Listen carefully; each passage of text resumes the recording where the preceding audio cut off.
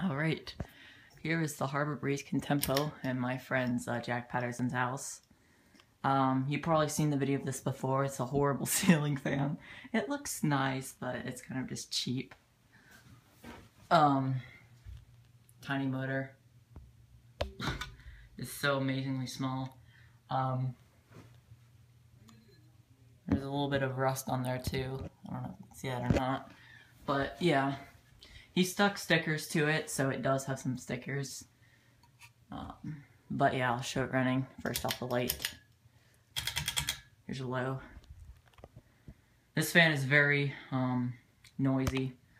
As I hit the fan to get it to spin. Pretty loud. Pretty cheap. Just gonna make this quickly.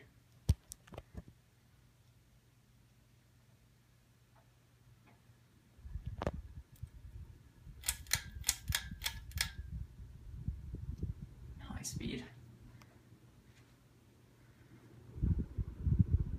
Not a bad air mover, but it's not nowhere near as good as something like his Hunter original.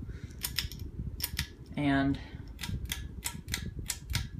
that is the Harbor Breeze Contempo.